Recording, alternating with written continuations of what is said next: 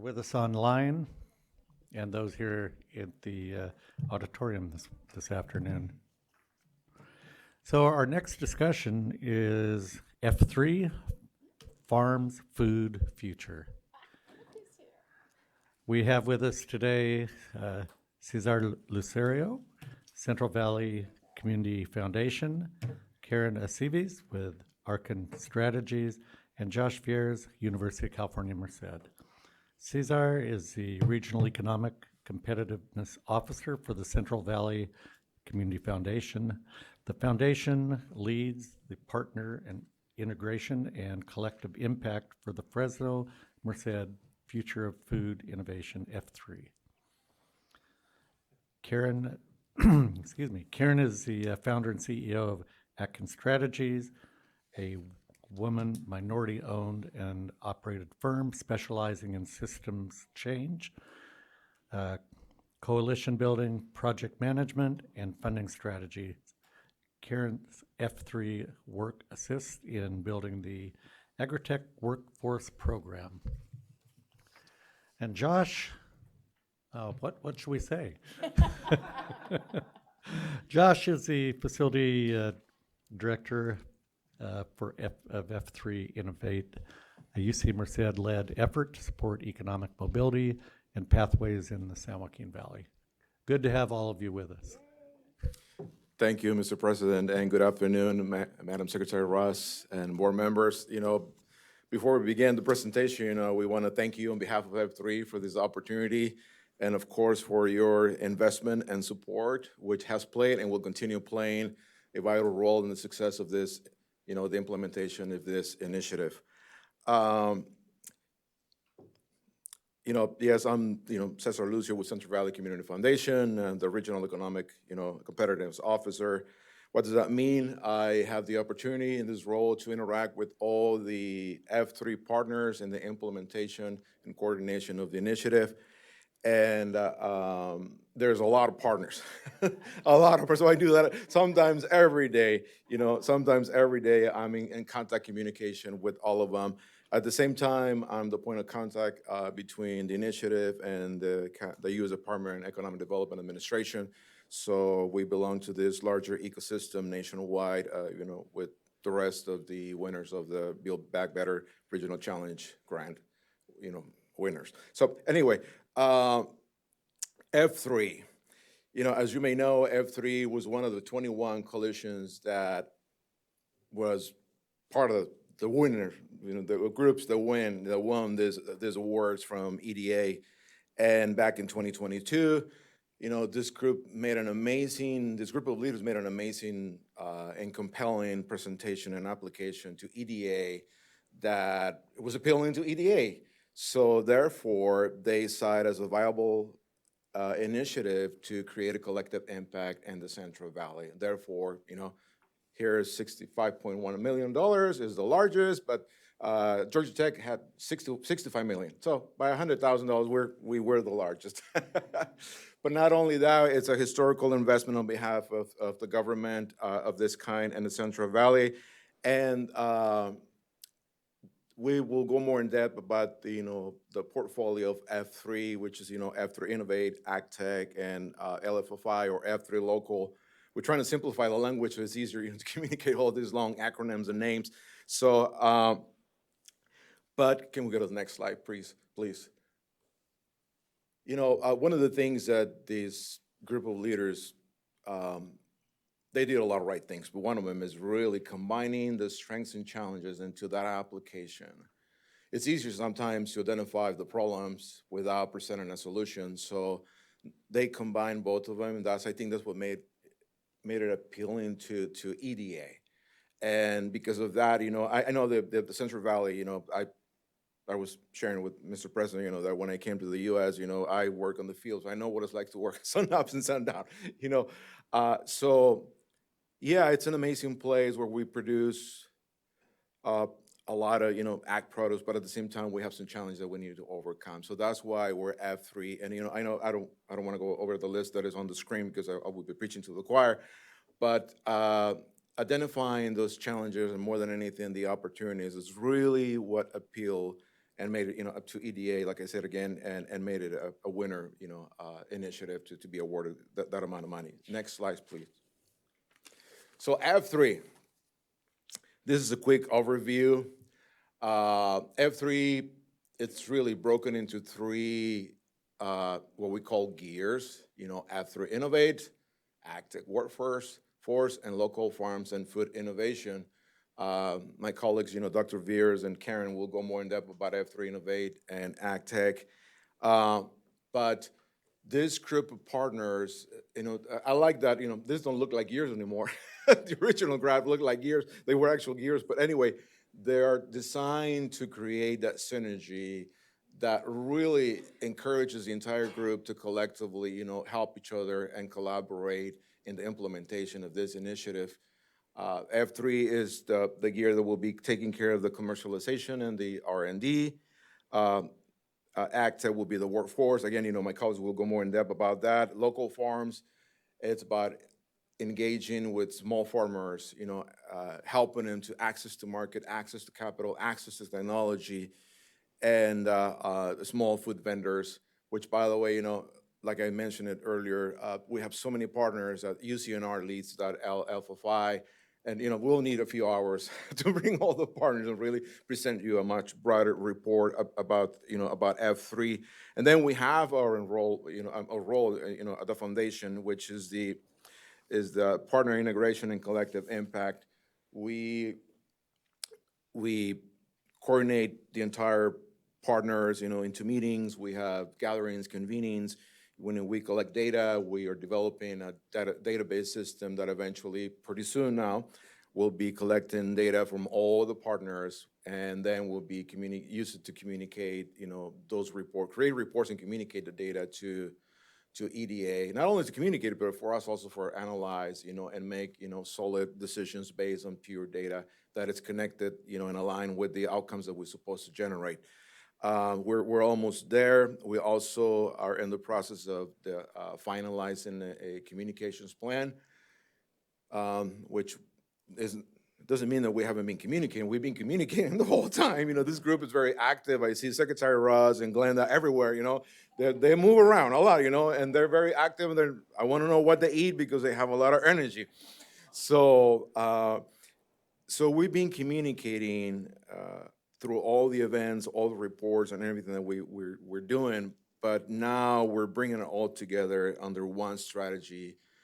And we have identified all the different audiences that we are going to be interacting with, or we're interacting currently, all the way from city, local, counties, state, and even in countrywide. And now, Assistant Secretary Castillo has been mentioning in F3 when she's traveling abroad. So we're getting attention, just locally, but from around the country, and in some cases, other countries. In the last couple of months at the foundation, we have met with multiple delegations from different countries because they heard about F3. And just in the last week, I was approached from EDA asking if we could go to the next regional meeting that we have every 3 months. This next one is going to be in Kansas. And can you guys talk about workforce development and AgTech? I go, sure, we can do that. So I called Karen. I go, Karen, what do you think? And she says, I can do that. So yesterday she called me, yes, I'll be there. So we're going to be in Kansas in September. At the same time, we're going to invite other partners because the rest of the 21 coalitions want to hear more about F3. Also last week, EDA put us in touch with Hawaii. There's a group of an association over there that wants to hear about workforce development. So, that component, it's getting a lot of attention, and I know that all of the other coalitions in the country are also trying to figure out how do we incorporate that. Go ahead, Secretary. So, Cesar, I have to ask a question. They all want to glean what you're doing here and shortcut their process. When are they going to start introducing you to funders? That's a goal, By the way, I spent 7 years in sales. So I spent 7 years in sales. The secret is not let them know that you're trying to sell them something, okay? Otherwise, they'll be scared. They'll go away. No, yeah. And by the way, Josh, said the same thing, you're right, you're absolutely right, because in this case of workforce, and having the opportunity to work with them very close, I know all the pain points that our partners have experienced. And it's easy to say we are here now, but it's behind that is years of hard work. And coming from some other states, I think that it takes a very strong will to do this, and that doesn't come easily without, this is a 10-year process, basically. And I think it's just, people can't expect to shortcut it and have it be real and meet the needs of where they are. It's very place-based. It's interesting you say that 10 years because they asked me that question, how long it took to get here. So look, I joined the team at the beginning of 2023, but I know that and that's exactly the number that I said. There's 10 years of hard work, of, collaboration and multiple partners that, then became part of Drive. And so, yeah, there's there's an ecosystem, an existing ecosystem that gave birth to another ecosystem, that gave birth to another ecosystem. And it's just really, in an easy way, or there's no easy thing, it's just a group of committed leaders to create a collective impact, and it's built on trust and commitment. So, next slide, please. This is, I'll end with this, and because it really gives it's the bridge for the rest of the presentation. But really, this is the opportunity, to develop and commercialize solutions, to create quality jobs, which is, the first one is connected to F3, the second one is connected to Ag Tech, and then engage small farmers and mobile food vendors, and, engage entrepreneurs in tech development. That's LFFI. That's where UC&R is, well, UC&R is not just there. UC&R is also in F3 Innovate and many other parts of the initiative providing the support that we need. So with that, I believe Josh is next.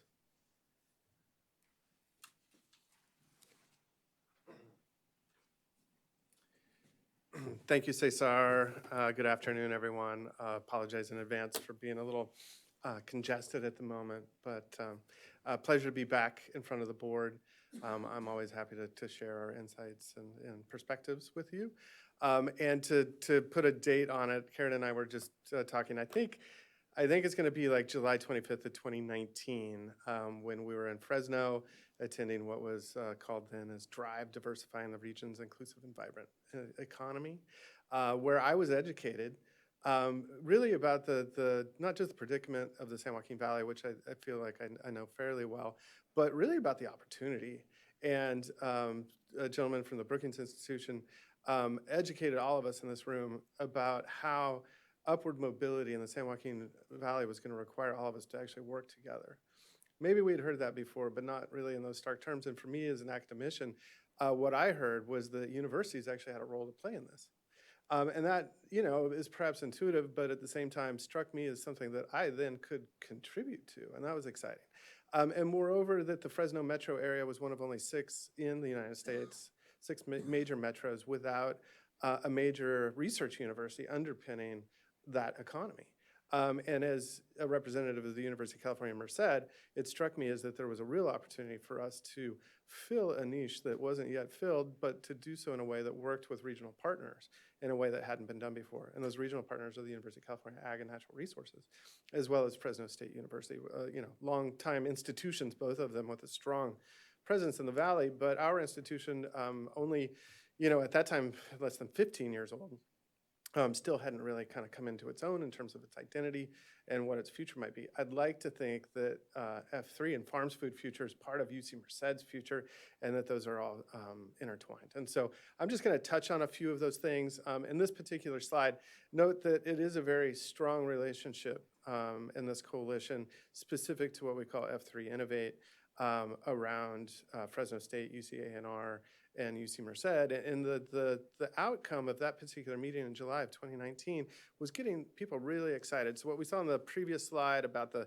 food value chain and everything from precision agriculture to healthy eating habits for consumers and everything else was a number of individuals, Dean of Engineering Ram Nuna at Fresno State, Gabe Yatsi, the CIO at UC&R, myself, and many others, Spent many hours just like, what are the possibilities and what would it actually take to be very good at this one thing that would attract not only the financial capital, but the intellectual investment to really make this hum and make this an identity for this region. And so the outcome of that were these ideas around research and entrepreneurship. And in fact, came up with an acronym that we no longer use, and I'm not going to say it because it may confuse you, but the intent very, very much spoke to what we were trying to do, and that was to create an innovation center for research and entrepreneurship in agri-food technology and engineering. Could we bring all of these things together in such a way to really propel a future economy where we were a destination? And moreover, could we create then the opportunity for not just students in the Valley, but all of the participants in our regional economy in such a way that there was value add, that we were creating new pathways of prosperity. And could we do that in such a way where the research university can provide some leadership, but also do that in partnership with local industry, particularly in food and agriculture, in such a way that we were developing new technologies that were use-inspired. And moreover, could we do that in such a way that it would lend credence to California as being a global leader in climate-resilient food systems? Those were all things that were aspirational at the time. And 5 years later, at that halfway down the decade march, I think we're much closer to saying that, in fact, we are arriving at that. The $65 million investment by the Economic Development Administration would not have been possible without the investment from the California Department of Food and Agriculture. Just wouldn't have happened. So we've been able to leverage those in a way that I feel is incredibly beneficial, not just for the region, but to fulfill that vision, and ultimately to sway the future of California and perhaps the globe. I'm going to touch on a few of the success stories in the next slide. So Josh, if you can advance to the next one. And just to put it in a little bit of perspective with respect to UC Merced and its youth, and certainly an identity around two things, primarily serving, in the Valley, for the Valley, serving a demography that's often overlooked and underserved. And we're doing that in ways that are largely unprecedented for a region. We're very excited about that, but also a commitment to sustainability, which is unprecedented. So we're the first campus in the United States to be carbon neutral. We have a dedication to sustainability that includes all of our buildings being LEED certified, most of them LEED Platinum certified, generating a lot of renewable energy on our campus, and starting to make investments, things that I'm most excited about, around building test beds for a smart farm, the climate smart agricultural and food technologies, and that wouldn't have been possible without the leadership of UC-A&R and thinking about what the future of the agriculture experiment station can be, given over 100 years of dedicated work to the state of California and beyond, is that we've now evolved a little bit. And so in the last couple of years, both UC Santa Cruz and UC Merced have been elevated to be included as part of agricultural experiment stations. What that does for us is multifold. One, it's synergistic with F3 in so much as bringing additional resources, time, talent, and infrastructure to bear. But it also elevates us in the eyes of our peers and makes us more attractive, if you will, to participate in a number of research activities and greater standing among the industry within the region. And so we're very excited to, I think we'll announce on July 1st, if not a little bit sooner, the first 4 faculty that have this agricultural experiment station designation at UC Merced. And so we're grateful for that opportunity. We're also expanding the number of cooperative extension specialists that will be attached to our campus. I'm very excited to announce that one of those will be the faculty director for the University of California's Organic Agricultural Institute. That's a great placement. One of these is going to be around water quality and specifically groundwater quality. And that one is going to have a joint connection to the research and extension centers, the Kearney and the West Side. So they'll be out by UDON as well as UCM. And that'll be in our Civil and Environmental Engineering department. And then the last one around biomass utilization and the circular economy, that's going to be in our Mechanical Engineering department. So all of these things, this vision, if you will, and the reason that I'm going into a little bit more depth here is that these are the types of additional investments that are now happening because of CDFA's investment in F3, EDA's investment in F3, and ultimately what we believe will be, industry and other partnerships coming together to fulfill this vision. Josh, if you can go on to the next slide, please. So at UCM, what we've done over the last, almost a year and a half at this point since we received that award, as you may know, EDA kind of held onto the rope and then let go and said, the clock's ticking, get to work. And so we've been busy, ramping up. One of those is in partnership with UCANR around a farm robotics challenge. And the Vine group there has been working with a number of universities to provide access to low-cost, autonomous, near-autonomous robotic tractors. We have several teams now working on that. We've augmented these student activities with workshops around coding for artificial intelligence. A number of these are focused on groups that normally wouldn't participate in these types of activities. And the wrapper around this is providing skill development in and around innovation, entrepreneurship, and commercialization. So we're very excited about that, and the number of students participating has been increasing rapidly. And we suspect our next fall, when we reconvene classes, we'll have even more. Next slide, please. One of the early investments that we did is partnerships between UCM faculty as well as Fresno State faculty and UCANR representatives. We funded a total of 12 different projects across that group. In our case, we had 17 different UCM faculty participating in each of these seed awards, if you will, that were to generate good ideas and perhaps take them to the next step. Each of these projects had to either have a community partner that was embedded within the region or an industry partner.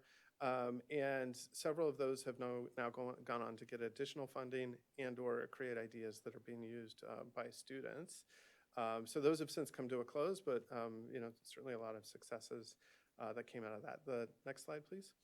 And out of those projects, too, that I wanted to highlight, one by Professor Ricardo Pinto de Castro in our mechanical engineering group. And basically, Ricardo came from Europe and worked in the automotive industry and recognized that the future of automotives was in automation and largely around e-vehicles, but that transport logistics and tractors in particular were poorly understood and or operationalized in the agricultural sector. And so he's done a number of studies showing that the return on investment actually can be much better when focused on light loads and long hours.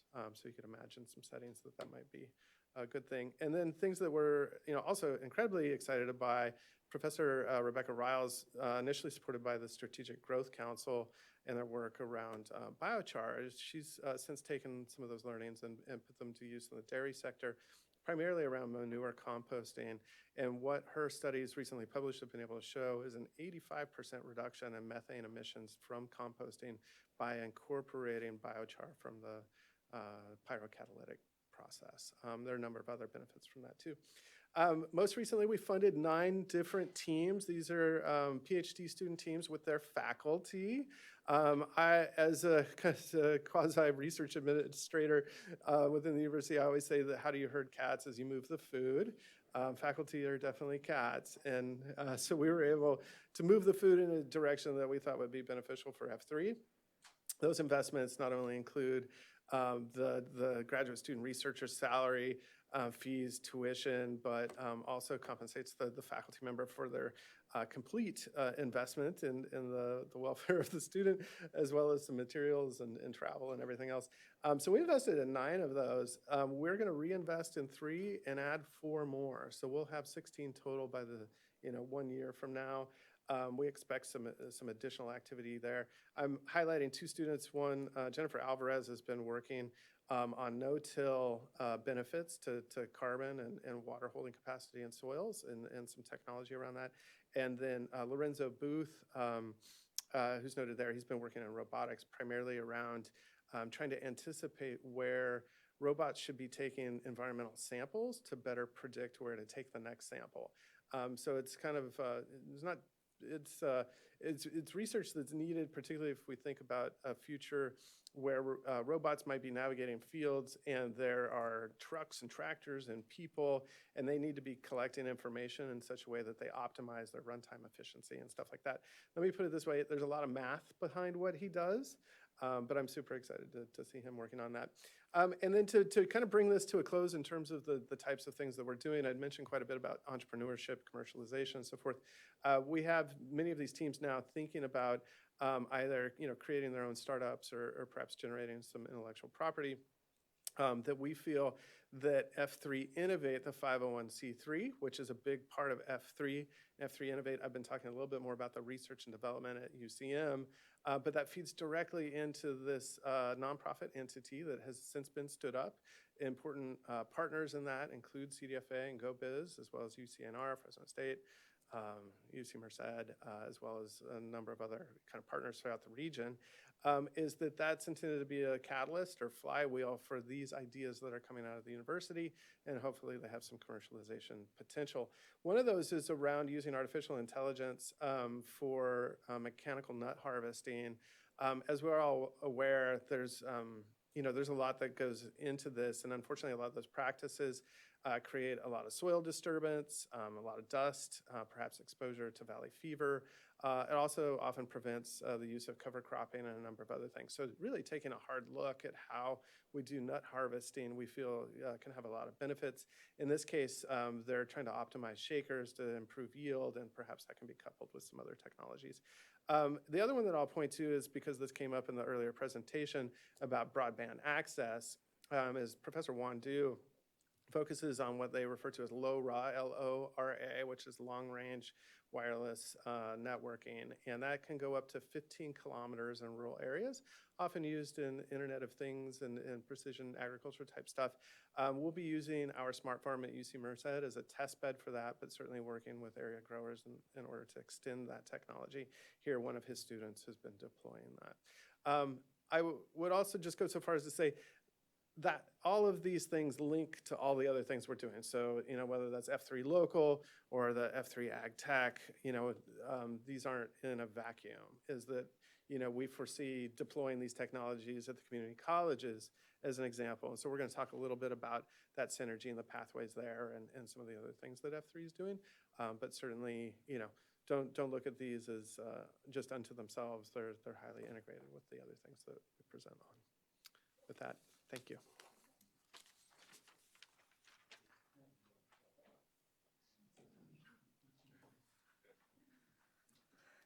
Good afternoon, everyone. Hi, Karen Aceves. Great to see some of you and meet some of you for the first time. First of all, I think, everyone said thank you to CDFA and for the seed funding, but I'd also like to say that I'm funded through the Specialty Crop Workforce Development Program, and that has allowed us to create this kind of regional avenue to the new job initiatives and connect talent to industry, connect educational institutions to industry, and that's, I think, been a large part of that coordination, a place-based effort that has really made this take off. So thank you for that. And I'd also say thank you for connecting us to State Senator Ana Caballero, who provided an additional $15 million through Prop 98 funds for the Ag Tech Workforce Development Program. So the Ag Tech Workforce Development Program really looks at the interconnection between industry, colleges, and farm workers. And if we look at creating industry-validated programs through the colleges, especially in the Central Valley, where so many of the colleges are in rural areas, are connected to the industry nearby them, and with farm workers. And the biggest challenge when we looked at farm workers, next slide, please, is really that when we're talking about F3 Innovate and Local, and we're talking about technology in the region and diversifying the economy, we have to look at the implications, right? 1 in 3 farm workers are at risk of automation. And those that we might see an influx of jobs, but those jobs are going to look a lot different than what they have been in the past. So how do we evolve with this industry? When we had, I think Secretary Ross was at Merced College, and we asked industry, what do you think your industry is going to look at like in 5 to 10 years? And they all said, we know it's going to change. We know it's going to require a lot of data. We don't know exactly what that's going to look like. So how do we create learners that can transition as the industry transitions as well? And what are the labor gaps and the skills gaps that need to be addressed in order to meet that moment? Next slide, please. So What we look to do when we receive this funding, and we kicked off officially on April 19th of 2023, so nearly a year later, this is where we are. What we looked at was, first and foremost, what do farm workers need? What are their barriers? What are the challenges? So last April, we brought together faculty, industry, and farm worker organizations. And we asked the farm worker organizations to go out and do a survey. And we put this survey together and we said, can you tell us what are your aspirations? What is preventing you from getting there? And, you know, what we learned is a lot of trauma, a lot of distrust in the educational system. We also learned that there are a lot of avenues that people can pursue, a lot of career pathways that can be started and be launched through this kind of foundational approach to skills. One of the things that we asked was for 3,000 surveys across farm worker organizations. Next slide, please. Let's skip this one because I think we can come back to this. We asked these farm worker organizations, Binational Central California, California Farm Worker Foundation, Las Panchas, Unidad Popular Benito Juárez, and Pequeños Empresarios to go out, and we asked for a total of 3,000 surveys. And what we got back was nearly 12,000 surveys from all of our farm worker partners. And so it's the largest survey of its kind that we've found. Usually, you know, farm worker surveys are really talking about how to use a farm worker to, you know, use these tools better, you know, not what would you like to do if you had the opportunity. So this fundamentally changed how we approached the program. We initially started thinking, okay, let's build AAs for ag tech, you know, let's teach people how to use drones, let's teach people all these different skills. And when it came down to it, we said, you know, things that we know, a majority of farm workers have a 6th grade level of education. And when I say that, my grandfather was a bracero, he worked for Gallo Farms. I think it's really important to distinguish that it's a 6th grade level of formal education, right? These are some of the smartest people and the ingenuity and the creativity there is unmatched. And I think industry recognized that. And what we said was, how do we get the educational system to recognize that and change the way we educate? So next slide, please. So what we did was we said, okay, how do we build, scratch the whole thing that we submitted to EDA. How do we build this program to really serve the needs of this farm worker population and also give industry the skills that they've been asking for? And I'll talk a little bit about what industry told us, but let me just go over a little bit of the farm worker survey data. 70% of the respondents have dependents, 84% have reliable transportation. This was a really important point because it forced us to dig a little bit deeper. This was a very surprising statistic for us. So we said, what does that mean? So when we talked in focus groups to the farm workers, they said, well, you know, I have a car between me and my neighbor, like we can get wherever we need, but my Wednesday this week is not gonna look like my Wednesday next week. I don't have the ability to have a formal schedule. And so that was a recognition. And then we were able to pinpoint really those specific, very rural areas that did need transportation. 78% have felt financially insecure in the last year. 70%, like I mentioned, 6th grade level of education. 78% view their education as important or very important. That was something that was really important for us in the colleges to hear because I think when we see farm workers and their focus on their children's education, we forget that they are putting that same level of value on these themselves. They just don't see the pathway to get there. So it was a really important statistic for us. And then 70% said their interest would increase if they could take classes online and have flexibility. Next slide, please. So here were some key takeaways. And I talked a little bit about some of them. You know, cost was an issue, flexibility, online was an issue, but then we have the issue of broadband, like was mentioned, and digital literacy. So how do we get someone online that hasn't been online before? Next slide, please. And so what we did was we talked to industry. So after we got these farm worker surveys, we said, okay, now let's go talk to industry and see what skills they need. And when we met with industry, we did surveys with industry. We met with them through panels of 3 or 4 at a time, and we did this all throughout last summer. And over, didn't matter where we were, didn't matter if they were grower, shipper, packer, didn't matter. They all said very much resoundingly the same things, which was we need soft skills, we need problem solving skills, we need critical thinking. We actually, and specialization was something that is very much a community college focus. You know, what is that job that you're gonna get with this specific technical skill? And they said, no, we don't need that. We need a full understanding of the ag value chain, a little bit of everything so we can place them. So despite the insecurities we have about where our industry is going, we have the ability to know that our workers can be trained up. So give them the foundations and we'll take it from there. Over and over, and we finally let go of the idea of a technical certificate. We said, let's look at this like an LVN, like a nursing program. And what are the foundational skills that someone needs to have to understand this fully? And we built from there. So we built the program in a way that's called competency-based education. And that's the other revolutionary part of this program. Competency-based education essentially says we're training you for skills. We're valuing your inherent knowledge. So if you already know this, you just show us and we check you off as if you've mastered it, you've mastered it. There's no A, B, C, D, or F. There's you either master it or you don't master it. So the faculty serves as a coach to get that student to mastery. We also said we're going to respect that flexibility. So we're going to make this program asynchronous. We're going to divorce time from learning here. And we're going to say, you watch these videos and you do the simulations online. And when you're ready to show us that you can do them in person, you're going to come into the college and you're going to show us that you can do the thing on the machine. Now, if you don't feel sure in the simulation, if you don't feel sure in the videos, you can come in and practice as much as you want on the thing. You're not being graded for your practice. It's not like you're getting penalized. You practice as long as it takes for you to get that skill down. So by the end of this, you can see here are the skills you have and here are the skills you've mastered. Both the student knows going in what skills they need to master, and the employer knows at the end of it, here are the skills this employee has mastered. It creates this standardization and alignment across all the colleges in the Central Valley as well, which was a big deal. This system doesn't exist at community colleges. It is they don't have the transcripts to do it. They don't have the calendar system. Like, forget going from one term to another. So what we proposed was extremely revolutionary. The state chancellor's office doesn't have a way to approve this.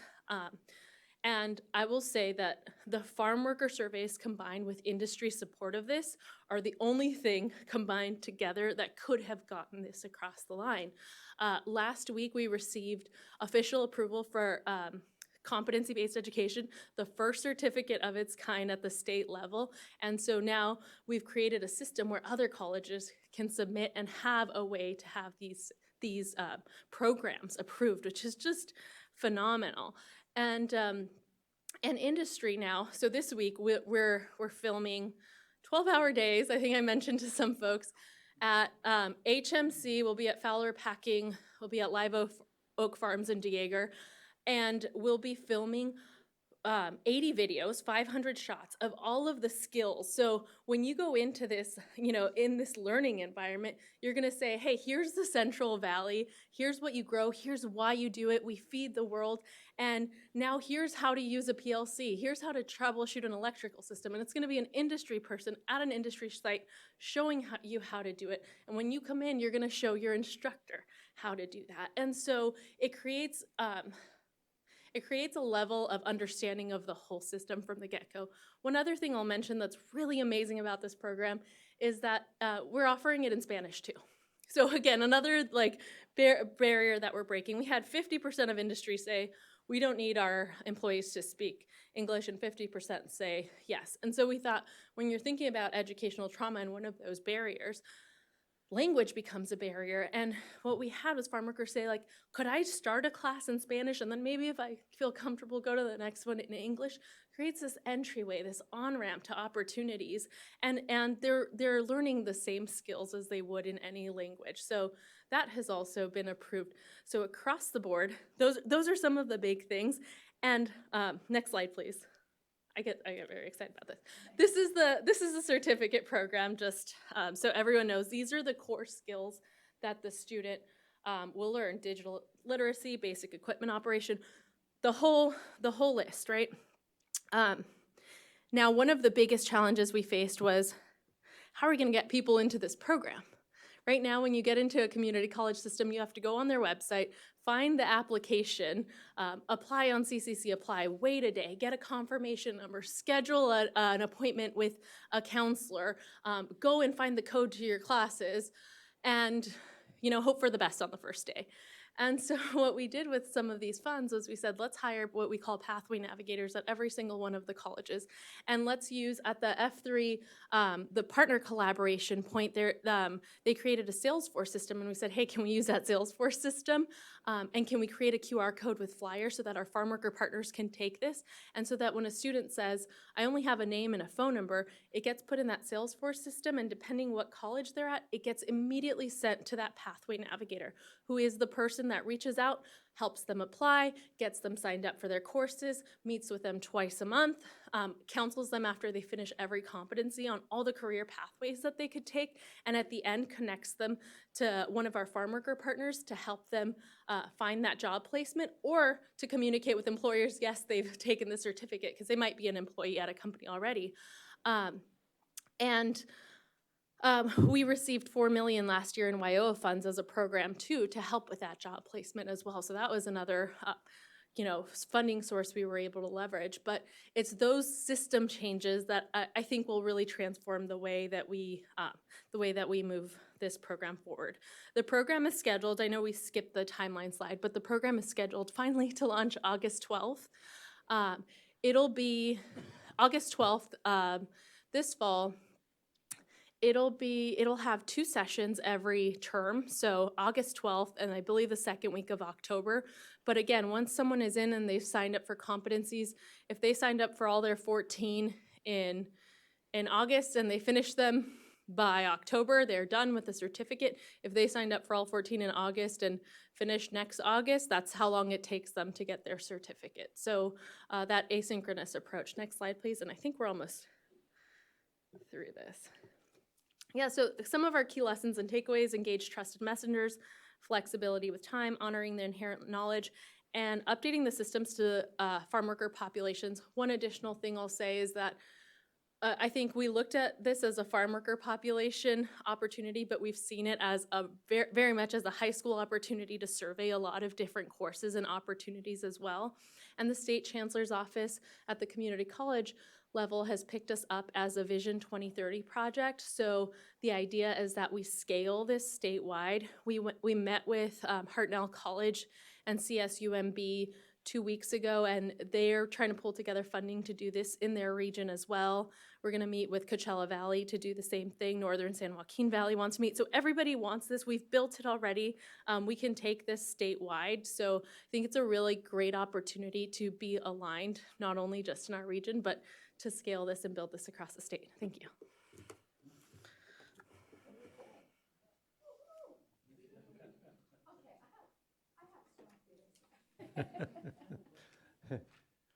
Yeah, go ahead, Glenda. Karen, that was amazing update. I hadn't been paying as much attention to that the last few months as I wish I had time to.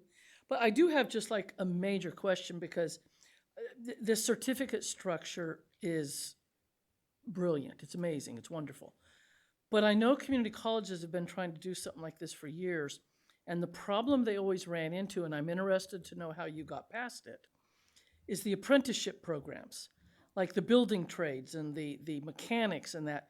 They often don't want these type of little classes because they're afraid then, like the tractor mechanic they don't want people doing that on the farm. That's been a huge problem. So how did you get past that? That actually happened very recently with Amatrol modules, where it became so that, oh, sorry, we're broadcasting, sorry. Hello? It comes on YouTube. Very high tech. I know we're in ag tech, but. It only takes 7 minutes.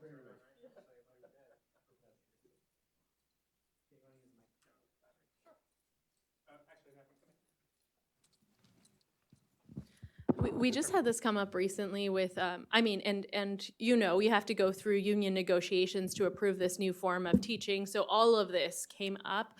I think it goes back to the farm worker population, right? And actually seeing the blueprints that were created, because I think a lot of the fear was, well, you're getting them away from the trades. You're not, and now you're taking my course, which um, I get students for, and not seeing it as a pathway to their course. So we really showed them the level that we're kind of introducing them at, and we're saying, hey, this is potentially a pathway for people into your course. This is a clientele that you have never served before, and they're going to be, you can come into the classroom, you can tell them yourself all the opportunities that there are. You're probably going to get a bigger cohort because of it. So once, and it's easier said than done, right? But once they got to see the blueprint and they saw, okay, this is really, you know, we had the arguments with faculty, right? We go we're very careful about the wording, you know, is it troubleshooting or is it identifying, you know, and at what level does it become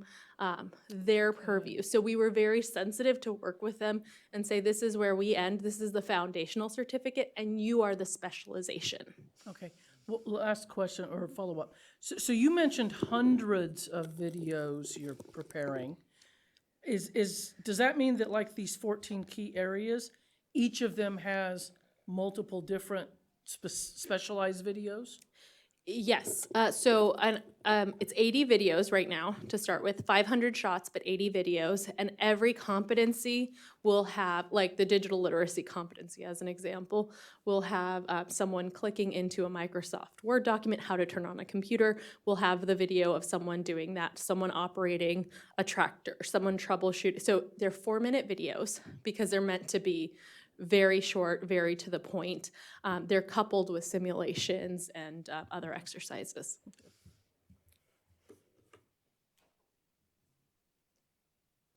Yeah, no, I think this is fantastic. Great to see what you guys are doing. Amazing. I have a question. Yes. I think this is for Dr. Fears. And I hate to sound like a broken record, but multidisciplinary, collaborative research projects are drawing down some pretty big money. And I know that you will soon, I mean, you've already started the program in medicine. How do you see your smart farm being a part of bringing people together to draw down some significant investment to help make this work go faster? Thank you for the question. And if I may, I'll break that into a few different buckets. You know, first and foremost, the Smart Farm at UC Merced is now part of the Agricultural Experiment Station. So that's one of our core facilities. We've been able to leverage that opportunity in the initial state investment with state AES and soon federal AES dollars to help not just with some of the staffing and infrastructure, but also our faculty. And as we know, faculty are their own little companies, and they are very good, we hope, at what they do, which is to generate additional research dollars and to support their students. That's somewhat standalone, and hopefully that's something that the University of California remains good at. Second to that is the partnerships. And so we foresee partnerships not just with other universities. And so as an example, we're presently competing for one of the NSF engines proposals, and that's there are probably a couple that we'll compete for, but one that we're highly focused on is Beam Circular for the North San Joaquin and some of the work that entity's doing. We were fortunate enough to bring in a $1 million NSF planning grant to help propel that forward. And so those partnerships through consortia that included National Lab, included nonprofit, included industry, included local, county and regional governments, I think speaks to the type of work that we'll continue to be able to do. And you know, there have been a number of partnerships with Fresno State. We foresee some with UC Santa Cruz, potentially Cal Poly San Luis Obispo, others. So that's certainly widening. The real opportunity, as we've long envisioned, is the 501c3 F3 Innovate.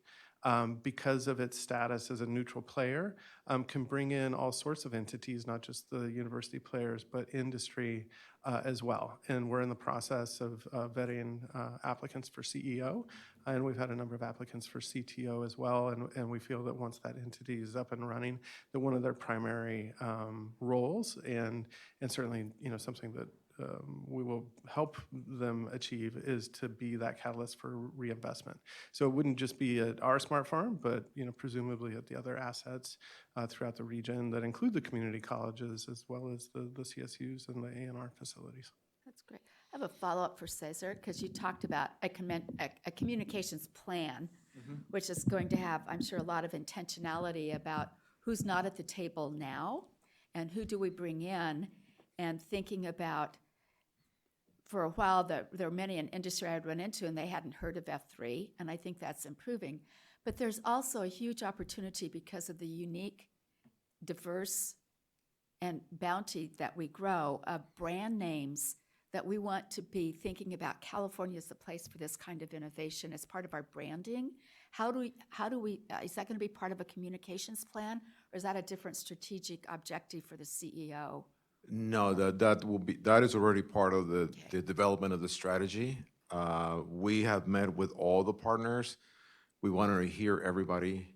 The consultant that we hired has met with all the partners, and more than once, to make sure that we're hearing, because what Karen sees and Josh and all the partners from where they are, I may not see it, and so we want to make sure that we're not overlooking at anybody or any aspect in particular, to make sure that when we implement the plan, we're going to engage with the people that needs to be engaged, that we bring to the table who needs to be at the table, that we make sure the people that need to hear in a certain way the message, that they're hearing the message, not just locally, but like I said earlier, much broader as well. And how we're going to do that. We took an inventory of all the different audiences that every partner is interacting with, all of them, all the way from the farm worker, the diversity of the farm workers, the industry, the small farmer, the mid-sized farmers, the large farmer, government entities, local, state, national.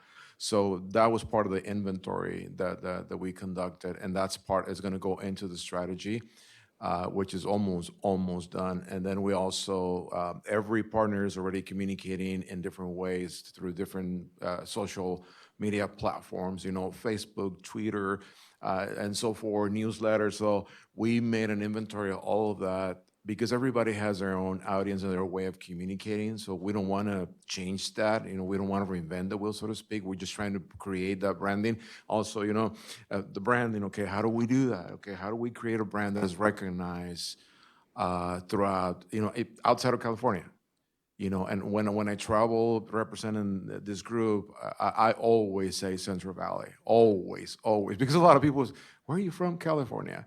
And they immediately said, they assume that I'm either from the Bay Area or from San Diego or LA. There's nothing wrong with that. I go, no, I'm in the middle. It's like an amazing sandwich, that you have one bun, you have the other bun, and the best part in the middle. So we're in the middle. So that's where the meat is. So anyway, I always sell the Central Valley as the opportunity investment and everything. And that's all considered into the communication strategy.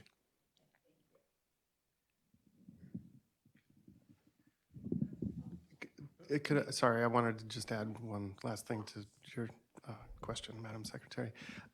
We have had investments at the Smart Farm. I'm under a non-disclosure agreement, so I can't share all of the details, but a major technology company whose name you would be highly familiar with is in the process of testing a number of sensors on some silage corn that we'll be planting. So those investments are happening, but Awesome, thanks. And Karen, I just wanted to kind of follow up from a conversation we had the other day in regards to a lot in the agricultural industry take a lot of training of employees on themselves because they're not seeing that skill set offered through community colleges, or timing doesn't work, et cetera. And so do you see there's potential for a third party to actually be certified by the community colleges to be able to provide the, like, let's say digital literacy as part of ag certificate training on Don Cameron's farm, that then they could go and be validated through the community college? Yeah, I thought about that a little bit after we talked about it. And, I think there are opportunities in several different avenues. Right now, the colleges can contract directly with industry and say, we'll bring instructors there and we'll do a 1-day training and provide that assessment there. That's one way to look at it. The other avenue that I think is coming up, and I know that the state chancellor's office at the community college level is really interested in, is credit for prior learning. So I think the benefit and the opportunity there is the skills are the skills no matter where you get them, how you get them. And so if there's a way where other entities can provide that skill set, or that learner is already skilled in that, they can come to the community college just for that certification. And once they get that certification, this is also for credit, right? So they'll also be able to get credits for this and continue their education if they want to. So whether it be at workforce boards or through the industry sites or through centers of excellence, I don't know what that looks like in the future, but I think there are more and more opportunities for that.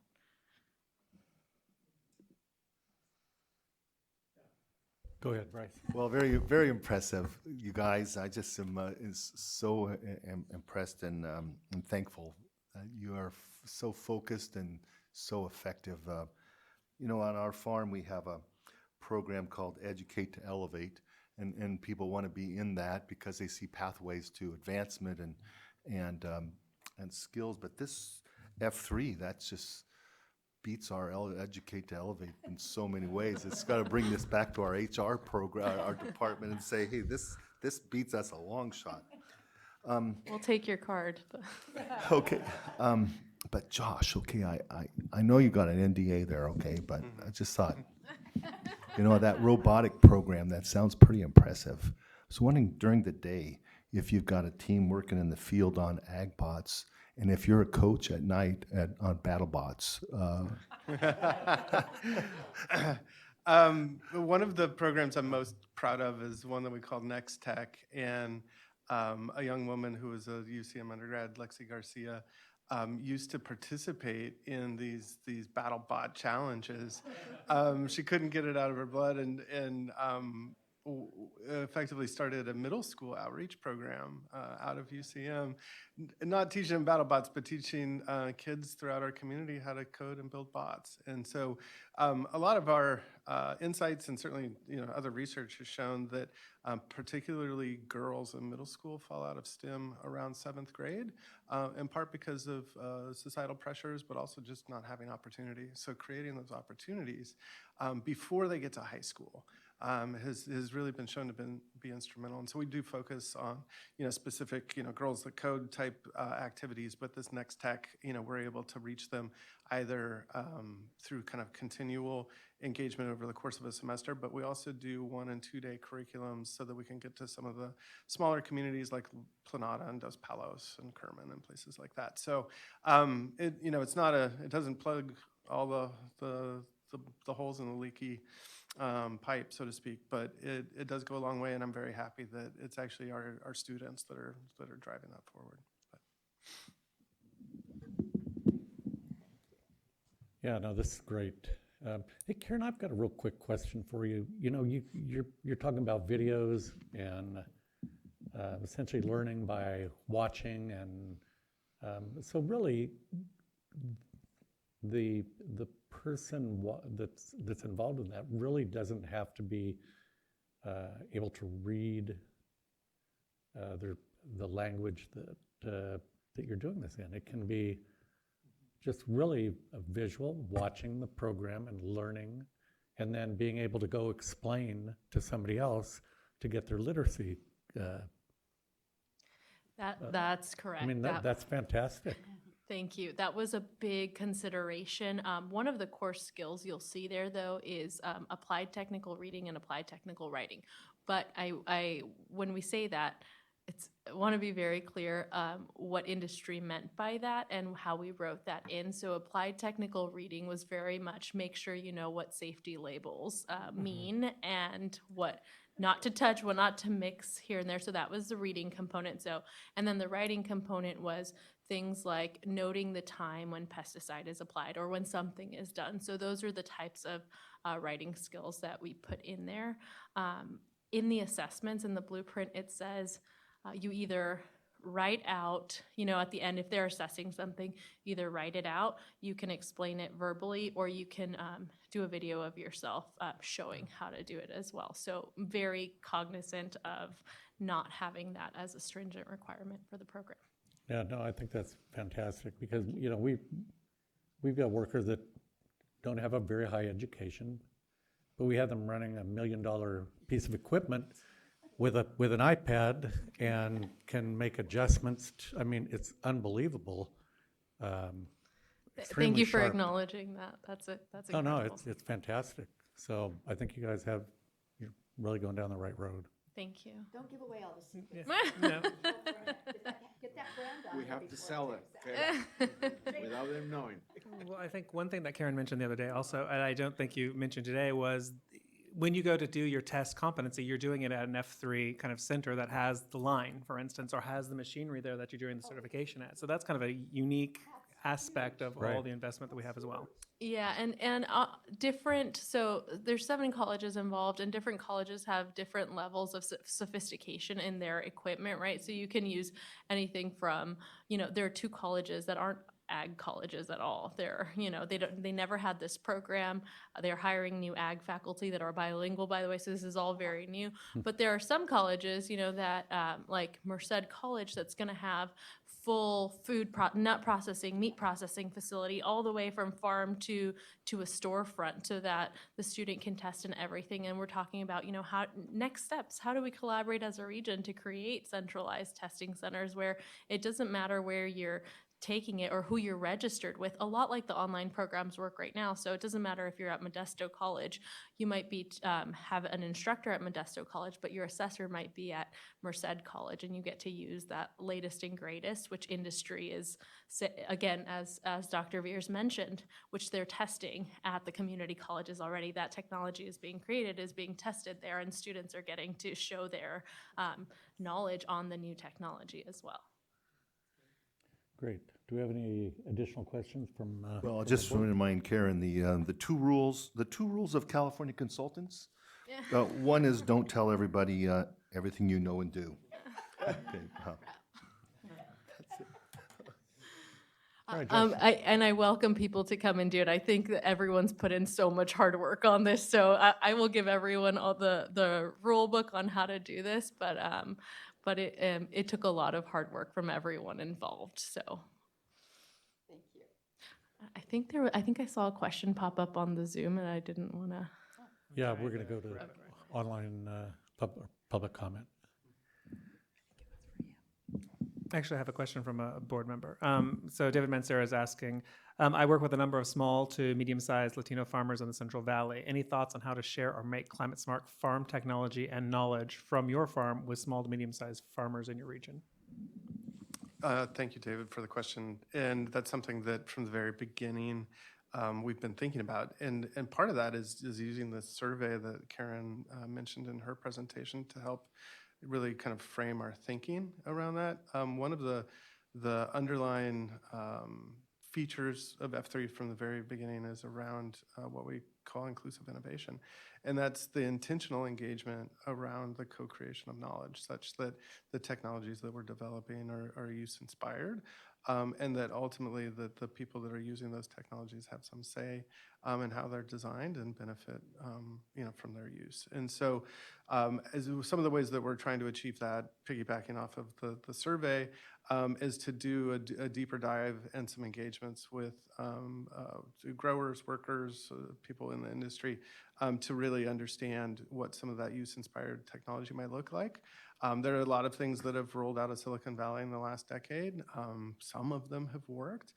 We recognize that there are a lot of barriers to entry, and certainly we also think that there are some relatively simple technologies that could be employed that could go a long way towards making a better working environment, better environmental health. things like that. So the ways that we can engage, we have some researchers presently working on this. We'd be happy to connect you with them, and certainly as we do a tour with our follow-up survey, perhaps to work with those individuals that you have in mind. Thank you. If I may add, one of the next steps that we're working on is a community engagement consultant.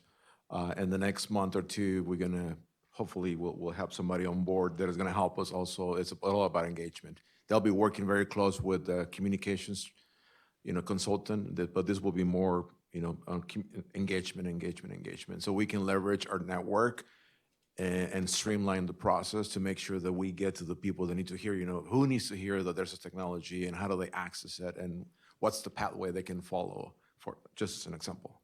Perfect. Thank you. If you'd like to make a public comment on this agenda item, please use your hand icon and I can unmute your line.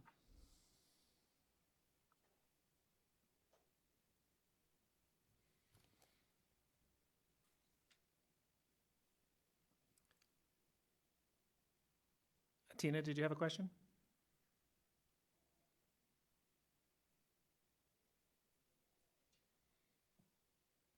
Seeing no public comment at this time.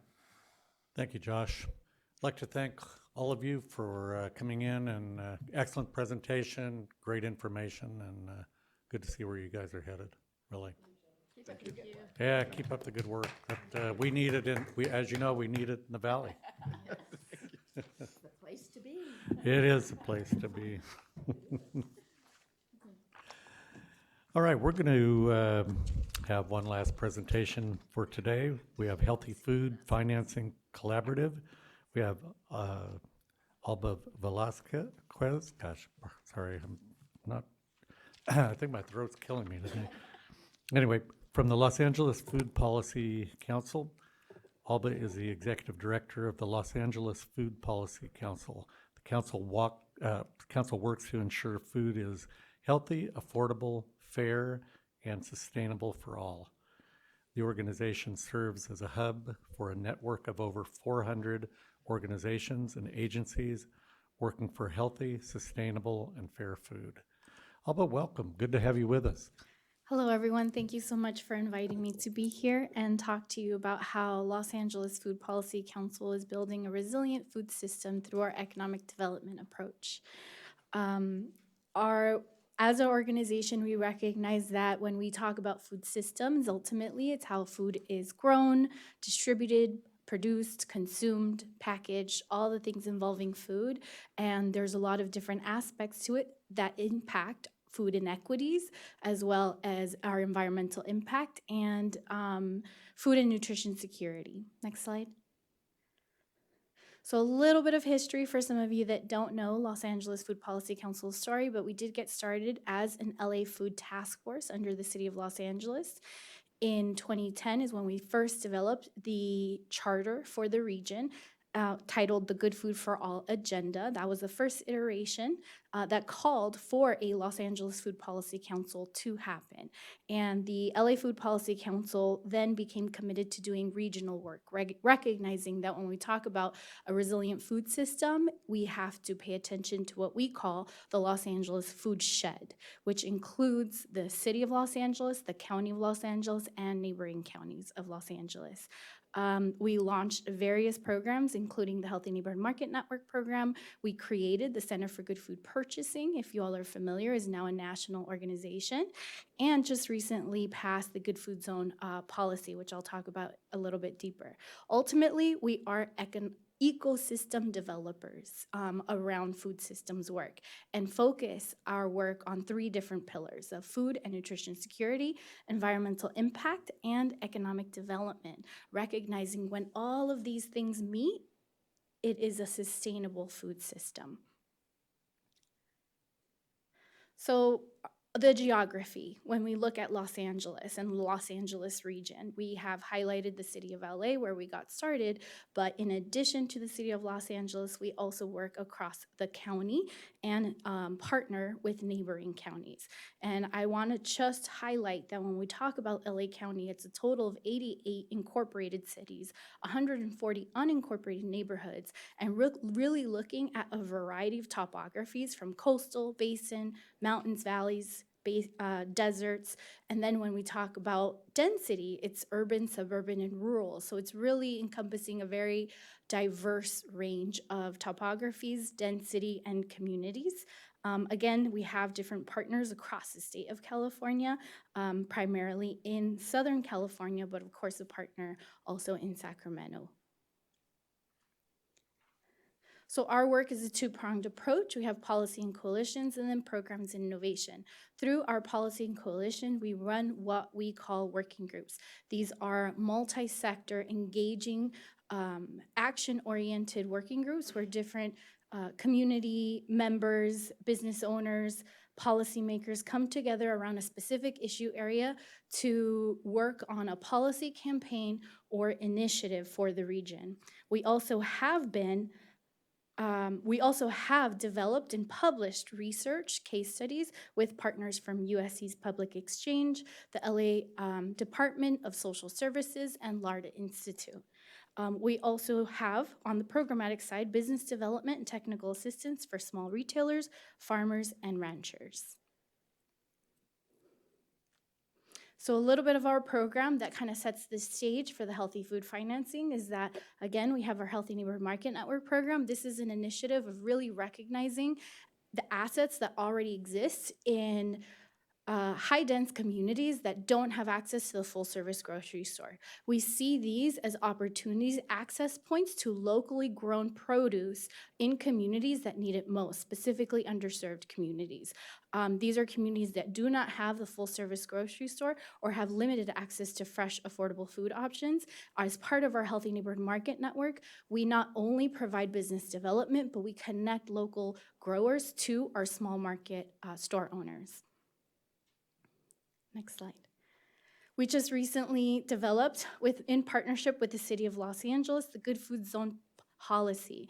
And ultimately, again, this is an opportunity to incentivize healthy food businesses in the City of Los Angeles, hoping that we can expand that further on, to continue carrying healthy food. So the same way that there are different economic development programs across the state, how do we develop one that is very specific to good food businesses? So this is an approach to that, recognizing that there are specific regions that need it most.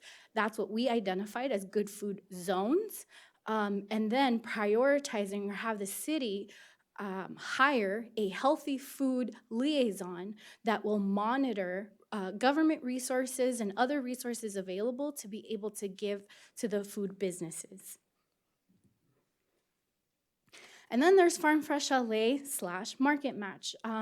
It's very similar to the Market Match program, which I'm sure most of you are familiar with, but our Farm Fresh LA program, we find as an innovative approach of, again, connecting local growers to local retailers. It's a food distribution program essentially funded by the California Nutrition Incentive Program, where alternative to a food bank where you give food away, you have people come in line to pick up the bundles of food, we connect the local retailer with a local aggregator that aggregates produce from local farms, from Ventura, Oxnard area, so not too far from Los Angeles, packages them, and then gives these produce bundles that are $20 worth to EBT CalFresh recipients that spend $5 or more.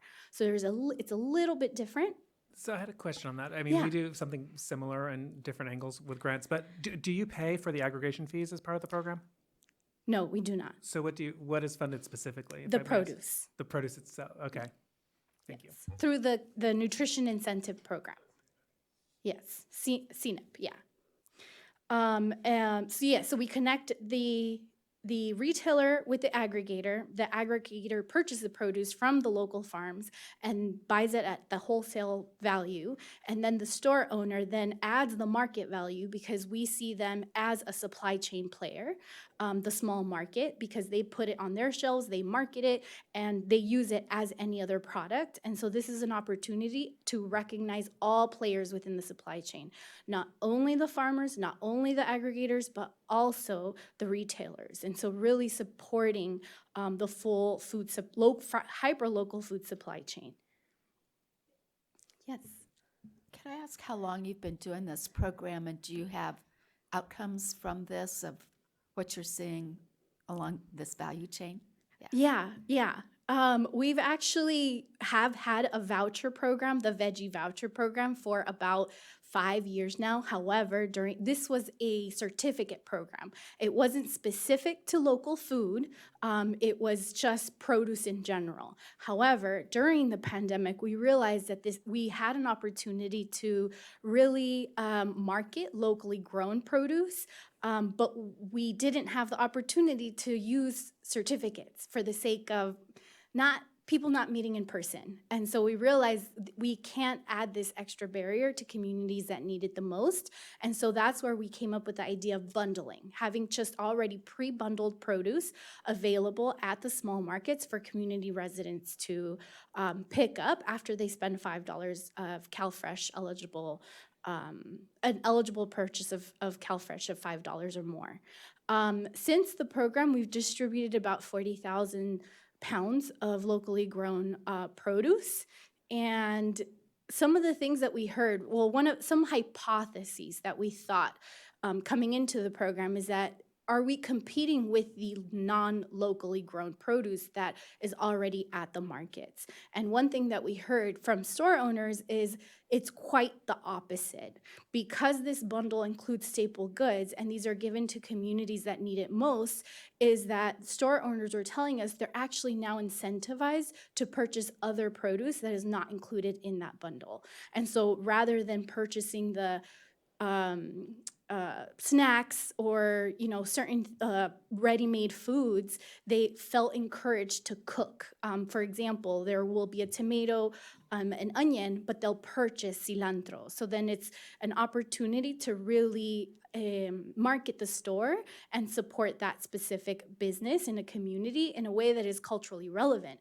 The other aspect of this program that we find to be prideful is that when you think of food distribution, again, you think of food banks, which is a necessary source of food distribution. However, this is a dignified approach. We are asking or encouraging community residents, introducing them to local food, locally grown food, which is not something that they're used to. And some things that we've heard from residents that pick up is my locally grown produce that I'm getting from this program lasts longer. And it's a surprise for them. It's not something that they've been used to. And so these are the same community residents that buy produce but don't realize, are surprised to hear that this is actually lasting longer and it tastes better. And so that's one aspect. Another aspect is that they're going to sites that they already go to for produce. So it's not necessarily waiting in line for a food bank or at a food bank in a particular day of a particular weekday. It's come whenever you come to shop. And it's part of your bundle. Now, we don't restrict the CalFresh shopping to be specific items, but we've found that a lot of residents are encouraged to purchase more healthy food items, whether it's healthy or produce, fruits and vegetables, or protein that the store might also be selling. So this takes us to the SoCal Impact Food Fund. This is a recent initiative, so I do not have findings for this. This was just awarded about a month ago, so really timely to be invited to this conversation. But as you can see from the different programs that I've already talked about, it's fitting to all of the work that we're doing. So Reinvestment Fund with dollars from USDA selected 16 partners nationwide for over 40 million funds around healthy food financing / grants. SoCal Food Impact Fund received $3 million for this initiative for the next 3 years. So it's a 3-year program with the opportunity to expand. I think there's going to be a second iteration of funding available. But ultimately, this fund is intended to enhance access to healthy food options by, again, prioritizing communities that don't have access to healthy food or are disenfranchised, have a historic, have been disenfranchised or underinvested when it comes to food access, supporting local food systems, so really supporting the retailer, the food hubs, the aggregators, the different type of food enterprises that exist in the region that contribute to a resilient food economy. And then economic opportunity. So again, going back to supporting the small businesses when it comes to job creation, as well as improving their business model. Ultimately, this investment is for food retail businesses and food supply chain actors, and it's for capacity building, technical assistance, and credit enhancement. Next slide. So who are the partners as part of this project? And I really feel prideful in saying that I think the reason why we got it is because we have a very comprehensive list of partners that is part of this project. We have coordinating partners, which as the lead Los Angeles Food Policy Council is leading, we have Angel City Advisors, who is going to be coordinating the lending partners. And then Los Angeles Food Policy Council, in addition to managing the full program, will also manage our capacity building technical assistance partners from San Diego Food Systems Alliance and Food Access Los Angeles. Our lending partners are listed on here. These are all CDFIs within the region that range from Los Angeles to Orange County to the Inland Empire. And we also included some advising partners as part of the application, City of Los Angeles and County of Los Angeles. However, as part of this program, because we imagine a SoCal Impact Food Fund is really branching out into the areas that need it most and seeing what opportunities there are where LA Food Policy Council or our partners in Los Angeles can lend tools, best practices to regions like the Inland Empire, in San Bernardino County, in Riverside County, in Santa Barbara County, and what sorts of opportunities we have to be able to share tools and best practices, so this becomes a more regional approach. So what is the SoCal Impact Food Fund? Again, this is seed funding. That's how we see it. The intent is for this fund to be a fund of 14 million. Very ambitious, but very much possible. We also see this as a public-private partnership opportunity that includes not only government financial support, but also endowments, foundations, and other capital investment entities for businesses. There's a two-pronged approach on all of these where it's capacity building and credit enhancement. Capacity building, again, is business development technical assistance, and the purpose of that capacity building ultimately is capital readiness, really targeting underserved business owners that have been targeted for predatory lending, for malpractice around just having issues when it comes to finances, but recognizing that there's an opportunity there. So for us, it's being able to give them the leadership development, build their network as a business, whether it's a food hub, an aggregator, or a retailer, to de-risk their opportunity to grow as a business. Then it's setting them up with a credit enhancement. So this is the actual financial aspect of providing capital to businesses, small businesses, grants, loans, credit guarantees, loan loss, and reserves. And it's integrated in affordable capital for the business, combining grants, loans, and equity. Ultimately, it's a holistic capital strategy using multifaceted approach involving diverse sectors, technical support, and capital resources. This before and after picture is just a mere example of what could happen if we were to engage more family-owned businesses that are interested in becoming healthy food retailers. This is Hank's Mini Market in the South LA region, which was identified visually as a liquor store. However, they still sell liquor. However, we were able to do a renovation so it becomes a healthy food promoting businesses where we connect the store owner again with local growers so more families have access to locally grown foods. there's two ecosystem partners, like I mentioned. There's the ecosystem partners and the lending partners that will support us in expanding this program and making it available to local food retailers and local food enterprises. Ultimately, supply chain projects.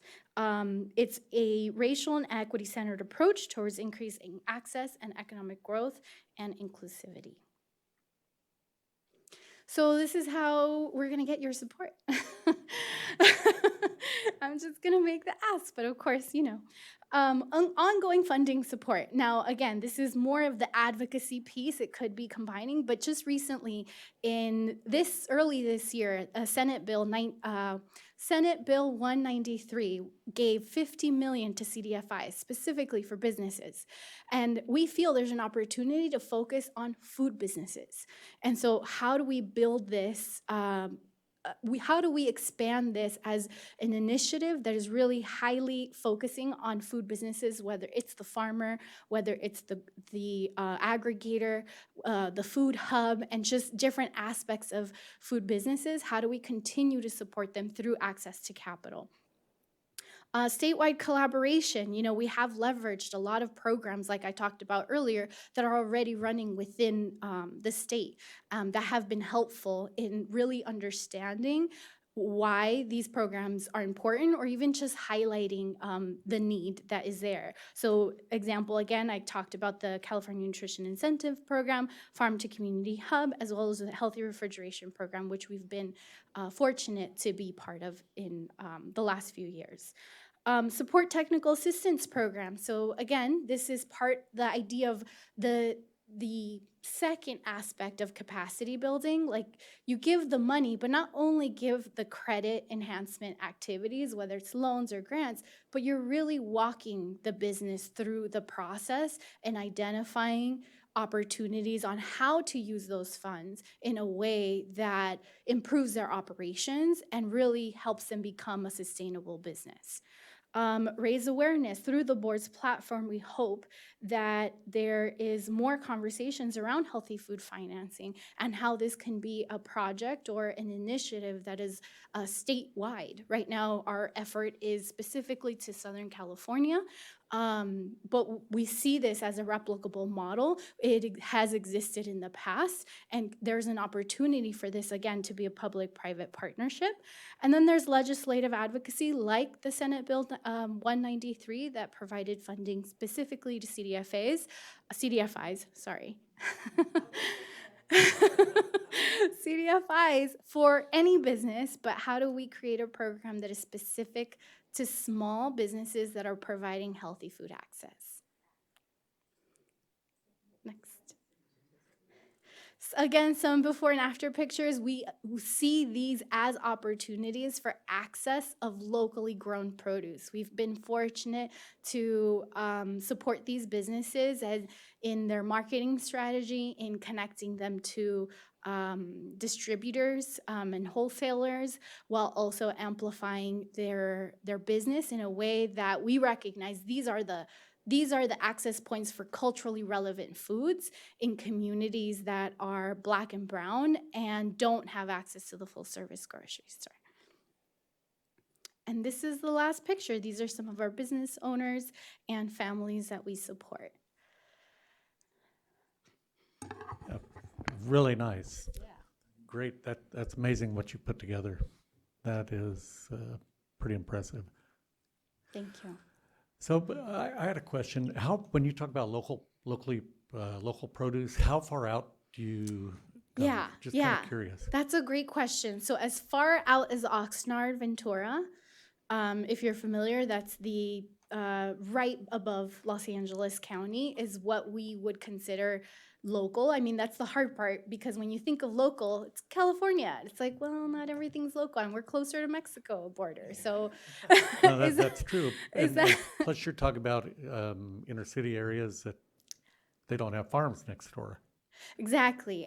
But our Farm Fresh LA program, one thing that we're trying to pilot actually, and I think I talked about this earlier, we started a program that's called Cultivating Farms and Farmers program for the LA region. And really the purpose of Cultivating Farms and Farmers is to support urban and small growers in the LA region on business development technical assistance. Not necessarily how to grow food. We recognize they're great at that, but understanding zoning, understanding permitting, understanding the administrative challenges around running a farm, while also advocating for policies to make it easier for, again, urban, which are micro farms, to small farms in the region. And part of our Cultivating Farms and Farmers that we want to pilot and practice through Farm Fresh LA is actually going to the Compton farm.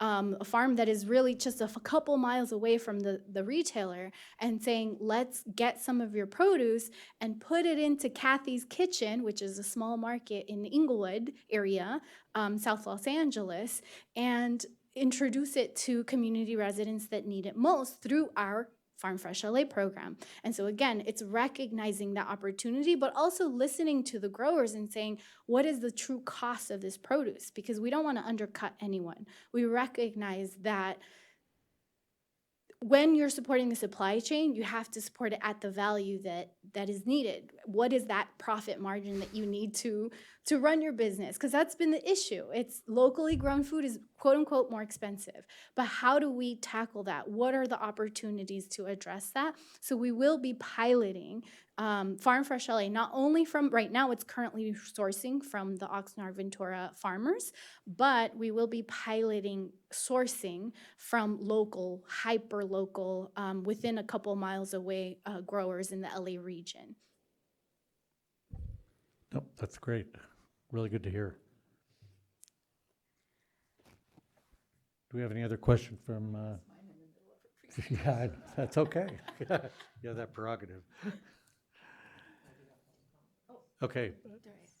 Dora, go ahead. One quick question. I'm actually curious as to, you named a few kind of funding sources and supporters, and I wondered if you received any support from the CDFA in the past, and if so, what was it? Which programs did you use? Yes, so from CDFA, the California Nutrition Incentive Program has been one.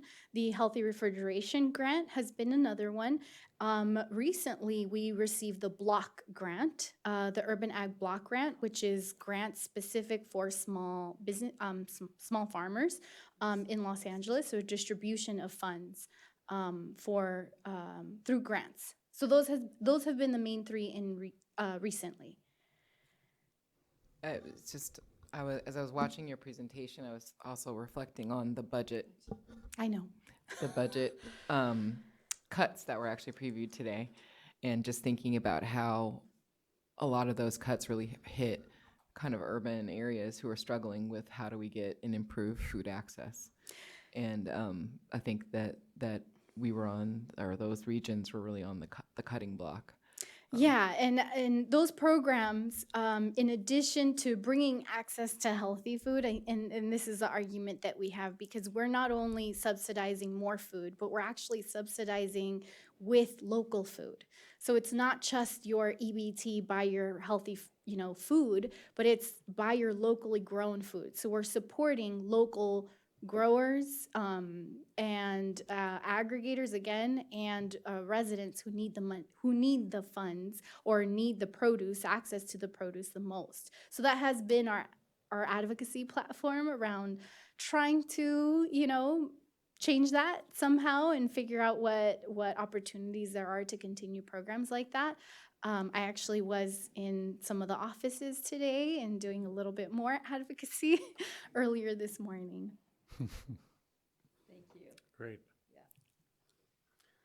Perfect. If you would like to make public comment on this agenda item, please use your hand icon and I can unmute your line. Tina, your line is unmuted. Hello, can you hear me? Yes, we can. Hi, my name is Sharon Fells. I'm a resident of Sacramento County, and I would like to raise an issue that is unrelated to the agenda items on today's topic. Is that okay? Actually, Sharon, we'll have that public comment after this, so thank you. Okay, okay, great. I'll stand by. Thank you.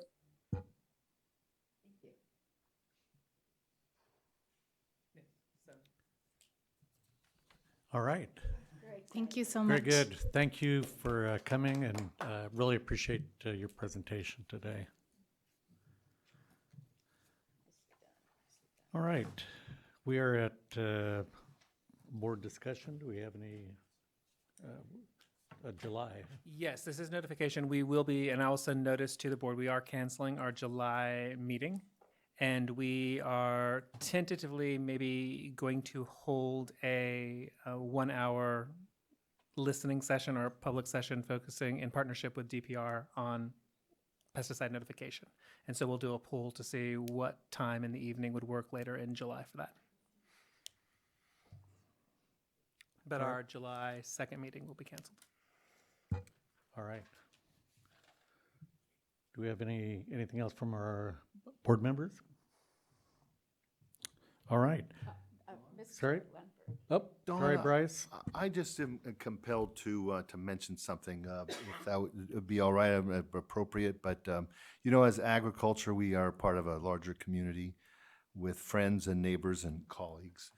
And we utilize the services of many of our business or ag sector. One of those is the crop dusters. And in our community in Richvale, we lost a talented crop duster last week. Hugh Mattingly died in an accident, and he was a lifelong friend of mine from back to grammar school, and we've all lived and worked in the same community. And I just wanted to recognize Hugh Mattingly today as a person who provided key skills and services to the ag community, and he died in service to our ag community last week. Thank you. Appreciate that, Bryce. I mean, we understand that agriculture is a very dangerous occupation for everyone involved. We try to, as hard as we can, to be as safe as we can, and occasionally there's issues like that. So sorry to hear that. Great friend, great All right. At this time, we're going to move on to public comment for items that are not on today's agenda. If anyone in the audience would like to address the board, please limit your comments to 3 minutes, or appreciate that. And when we finish up in-house, we'll go to the online comments. Okay. Good afternoon, Madam Secretary. I want to read a hardship letter from my neighbor that was never considered by your board, and now very sadly, her cows are for sale. She writes, I write today to urgently address the egregious injustice that has plagued our livelihood as a first-generation dairy producer. The deduction of QIP from our milk check has placed an overwhelming financial burden upon me and my family, leaving us socially disadvantaged and trapped in a cycle of inequity. The quota system was implemented long before my time, forcing us to deduct $9,029 from our monthly milk proceeds continually. Even attempts to compensate for this loss by increasing milk production results in further deductions, leaving us in a perpetual financial instability despite our tireless efforts. Our earnings continuously fall below cost of operating our business. Our business is $21 to operate, and the pay price has been $17 per hundredweight gross each month. Our equity decreases, and our hopes for financial stability are lost as we cannot afford to purchase quota to close the gap. This left us at a financial disadvantage with those with greater financial means. Moreover, this form of taxation without representation providing no tangible benefit in return. While struggling to meet our tax obligations at the state, federal, and county levels, we endure the burden of quota tax assessments, which total $108,340 per year, or a staggering $1,083,483 over a decade. These losses represent more than just numbers on a balance sheet. They translate into tangible sacrifices, such as a load of hay, grain that could have been paid for each month, or a financial stability for my children. Adding insult to injury, we find ourselves ignorantly supporting the retirement of equity fund or another individual. The prospect of retiring with a mere $600 a month from Social Security payments is a cruel irony. I'm consistently reminded of my economic status among my fellow dairymen. It saddens me that my wife had to go back to work to help support the basic needs of my family, as she too would like to see our business succeed. How can anyone wrap their head around the ideal that as an elder, I am burdening my children when I have spent my life supporting my retirement or equity of others with nothing in return? It is abundantly clear that our current social economic status has made us targets of systemic profiling and discrimination, leading us to socially disadvantaged. We are simultaneously deprived, unfairly penalized for our hard work and dedication to our business, and unjust enhancements of others. This is not merely an issue of economics, it is a matter of fundamentally fairness and human dignity that my state of California champions on behalf of the protected groups daily. We implore you to take immediate action. If you could you wrap it up? Yes, sir. Thank you. We implore you to take immediate action in this injunction. We demand an indefinite halt to the deduction of the QIP from our milk check and the comprehensive view of the quota system. Our future and my children's future hang in the balance of your hands. When justice delays, it becomes justice denied. Thank you. I just have one question. You said that was not considered by the producer review board because all the letters go to the producer review board. It was not submitted. When we had the last meeting, we had 10 letters and hers was not. And she submitted this letter early in the year. And for some reason, her letter was not in the pamphlet. Thank you.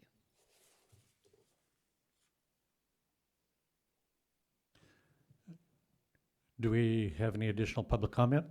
Come on up to the podium if you could. Thank you. My name is Jim Veer. I'm a small dairyman. The QIP allows for a hardship. It's written in the language. Now, it's been used for over 50 years to the benefit of quota holders. I've asked the lawyers to look over the history of the program, and no hardship was ever denied for a quota holder. Okay, now the QIP has been written to allow a hardship for all dairymen. The board, who was made up primarily of quota holders, 14 quota holders, and one that's not a whole quota holder, that's me, they benefit from the program, there's 14 people.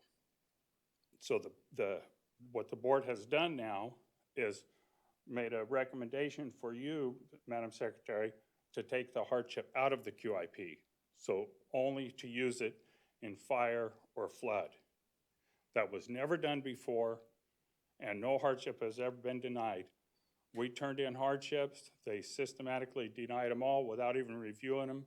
And the poor man that put in the hardship my wife just read, they didn't even include it on the agenda. So now, are you willing to change the QIP without a vote from the dairymen? The dairymen are the ones who are hurt by this program. My little dairy pays $10,000 a month into the program. A dairy my size receives from the program every month $40,000. They take $10,000 from me, $10,000 from my neighbor, $10,000 from my other neighbor, and $10,000 from the guy with quota. They give it all back to him, $40,000. They take $12 million a month from us. This room, what I've heard about it so far is you guys are here in support of the farmer, It's more to this in support of the small farmer. This program for 55 years has destroyed the small dairyman. When I started about 1999, we had about 2,400 dairies in California. We have about 800 today.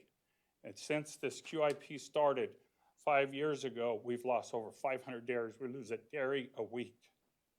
Now it's a little less because there's a lot less to lose.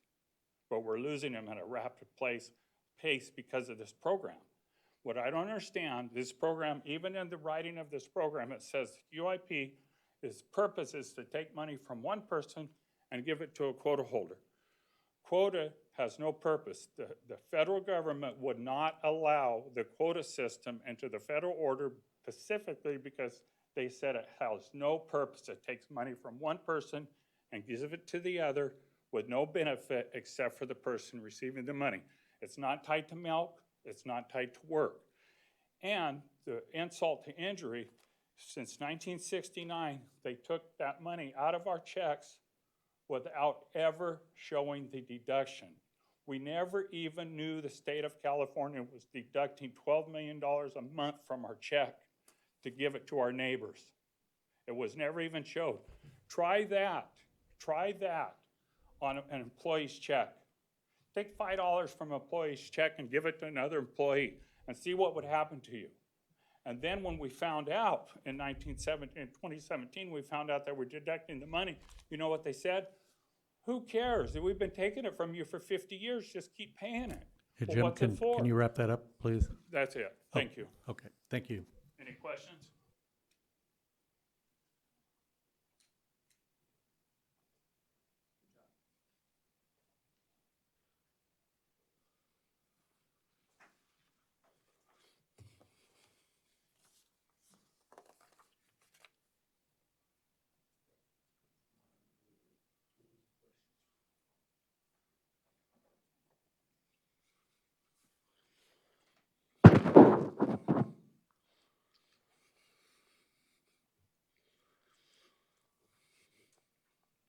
You ready, Don?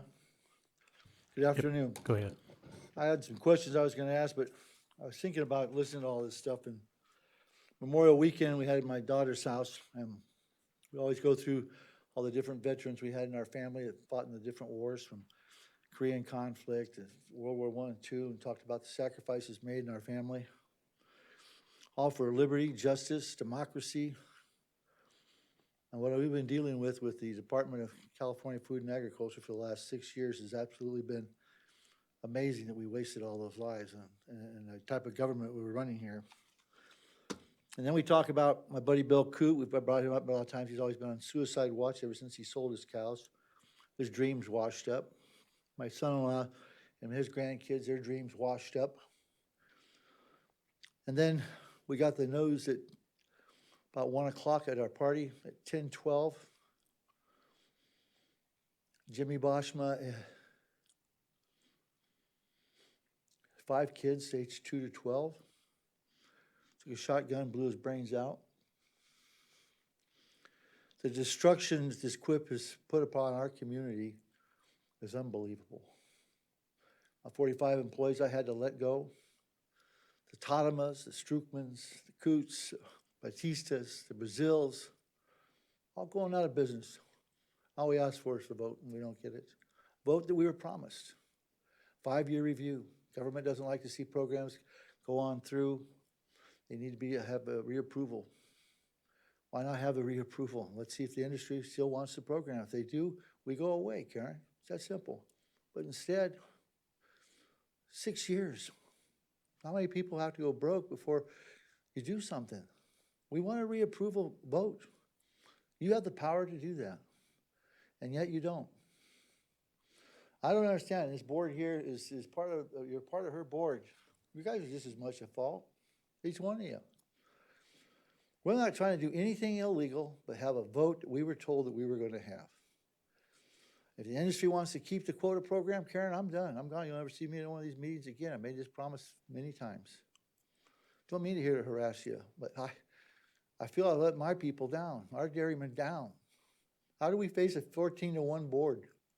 It's insane. Everybody knows that's insane. I don't know what to do. I'm gonna keep coming. I'm gonna keep asking you to do the right thing and let us have our vote. My God, what's the big deal? But in Jimmy's memory, I don't know what to say anymore. Have a nice day. Thank you for letting me talk. Thank you. Do we have any additional public comment from the audience here? If not, Josh, can you check online? If you'd like to make public comment for items not on the agenda, please raise your hand icon and I will unmute your line.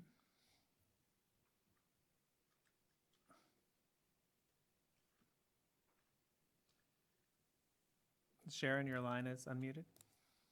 Thank you. My name is Sharon Fells. I'm a resident of Sacramento County, and I'm calling on behalf of a small local horse club of which I'm on the board.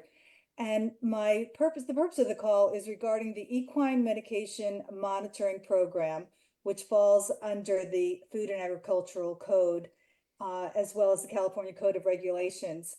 And I've been very frustrated by the lack of information I'm able to receive on the website regarding the meetings of the committee members of the equine medication monitoring program and how I can be effective in maybe instituting some changes.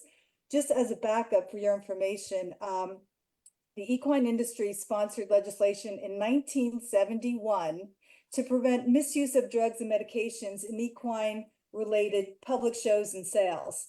Well, what this resulted in was a drug fee of now $14 for any show whose per class fee is more than $4.99 per class and $19.99 for other fees associated with that. Well, I'm not sure about you, but I can't buy too much for $4.99 today that I could buy back in 1971. And the drug fee increased in 2022 from $8 to $14, yet the fee exemption limit did not change and has not changed for many, many years. And it's time that we review this because local horse clubs like mine are potentially at risk of having to close our doors because the majority of our income comes from these shows. And just to give you a perspective, one ribbon for a show costs $7. Well, if I have 5 participants in a show and they're all going to gain the ribbon because they're placing from 1 through 5, I've lost money on every show.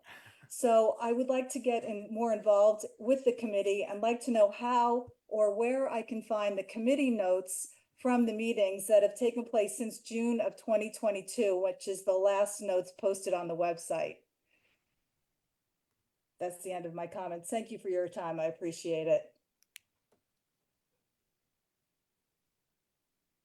Sharon, we need a way to get in touch with you by email. Yeah, I'd be happy to give you my email address. It's Sharon, SHARON .Fells, spelled F for Frank, ELLS for Sam, at me.com. Thank you.